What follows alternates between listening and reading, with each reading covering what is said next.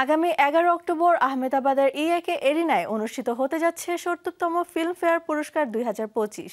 সম্প্রতি ঘোষণা করা হয়েছে এবারের আসরের মনোনয়ন তালিকা, যার মধ্যে এই বছরের ফিল্মফেয়ারে সর্বাধিক মনোনয়ন পেয়েছে লাপাতা লেডিজ সিনেমা। তাছাড়াও সেরা সমালোচক পুরস্কার বিভাগে অভিষেক ঘটেছে তরুণ এক অভিনেত্রীর।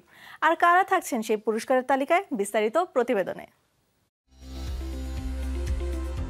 সম্প্রতি ঘোষণা করা হয়েছে ৭০তম ফিল্মফেয়ার পুরস্কার 2025 এর মনোনয়ন তালিকা। আগামী 11 অক্টোবর আহমেদাবাদের ইএকে এরিনায় অনুষ্ঠিত হবে এই পুরস্কার বিতরণী অনুষ্ঠান, যার মধ্যে এই বছরের ফিল্মফেয়ারে সর্বাধিক 24টি মনোনয়ন পেয়ে এগিয়ে রয়েছে কিরণ রাওয়ের লাপাতা লেডিজ। এরপরই আছে কার্তিক আরিয়ানের কিল সিনেমা, যার মনোনয়ন সংখ্যা 15টি। শ্রদ্ধা কাপুরের স্ত্রী 2 পেয়েছে 14টি মনোনয়ন। রয়েছে অজয় দেবগনের ময়দান ও ইয়ামি গৌতমের আর্টিকেল 370। এবার সেরা সমালোচক পুরস্কার বিভাগে অভিষেক ঘটছে 18 বছর বয়সী তরুণ এক অভিনেত্রী। তিনি আর কেউ নন, নিতাংশী গোয়েল। তার সঙ্গী প্রতিযোগী হিসেবে আছেন জিগরার আলিয়া ভাট, দ্য বেকিংহাম মার্ডার্সের কারিনা কাপুর, লাপাতা লেডিজের প্রতিভা রন্তা ও দো অর্ধ পেয়ারের বিদ্যা বালান।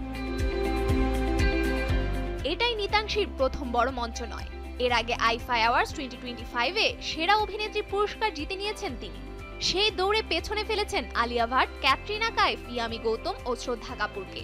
পুরস্কার জয়ের পর আনন্দের সঙ্গে নিতাংশী জানান, আমি আশা করেছিলাম বড় কিছু পাবে লাপাতা লেডিস, কিন্তু নিজে যে জিতবো তা কোনোদিন কল্পনাও করিনি। অন্য মনোনীত সবাই অসাধারণ অভিনেত্রী, আর আমি তাদের ভক্ত। কয়েক মাস আগেই প্রথমবারের মতো কান চলচ্চিত্র উৎসবে লাল গালিচায় হেঁটেছেন নিতাংশী।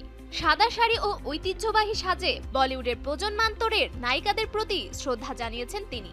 অভিনয় তার যাত্রা শুরু লাপাতা লেডিজ দিয়ে। এবার সবকিছু ছাপিয়ে কান থেকে বলিউডের বড় মঞ্চে নিতাংশী। সফুর Afrin, showbiz tonight.